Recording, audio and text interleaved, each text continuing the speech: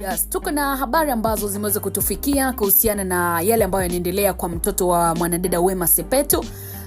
Iko taarifa ambayo inasema mtoto wa Wema Sepetu ameugua ghafla na amelazwa hospitali. Maimartha ameweza kuthibitisha atosiri ugonjwa unaomsumbua pia ni ugonjwa gani. Karibu mtazamaji popote pale ambako unaendelea kunitazama, basi tuangazie hili kwa kina kabisa.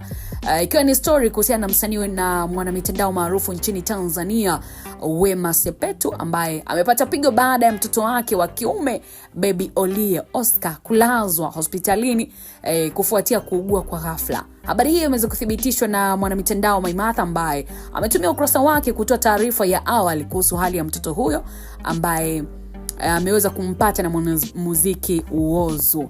Sasa kwa mujibu wa Maimartha, tukio hilo liliweza kutokea siku ya jana majira kama ya jioni saa 11 hivi, ndipo hali ya Baby Olie ilipoweza kubadilika ghafla bila dalili zozote za awali.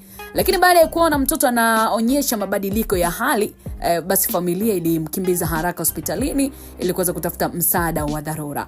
Kuchelewa katika hali kama hiyo kwa watoto wachanga kunaweza kuleta madhara makubwa sana, hivyo uamuzi kumpeleka hospitalini mara moja ulikuwa ni hatua sahihi pia. Lakini inaelezwa kuwa mara tu walipofika hospitalini, madaktari waliweza kumfanyia uchunguzi wa awali na kubaini kuwa mtoto anahitaji uangalizi wa karibu. Kwa sababu hiyo basi Baby Olie ameweza kulazwa na kuanza kupatiwa matibabu ya dharura. Hadi sasa mtoto anaendelea poa sana na anaendelea kupata matibabu, huku madaktari wakiendelea kumfuatilia kwa ukaribu ili kuhakikisha kwamba anapata nafuu. Taarifa zaidi kuhusu aina halisi ya ugonjwa ambao umemkumba mtoto huyo bado hazijaweza kutolewa rasmi na familia. Lakini Maimartha katika taarifa yake ameomba Tanzania wote kumuunga mkono Wema na familia yake kwa maombi. Katika nukuu anasema, tumuombee mtoto huyu ili apone haraka na kurejea katika afya njema. Mungu ni mkubwa na anaweza. Amenukuliwa Maimartha akiandika. Sasa ombi hilo limeweza kupokelewa kwa wafuasi wengi wa Wema Sepetu ambao wamejaa mitandaoni kutoa salamu za pole na maombi kwa mtoto huyo.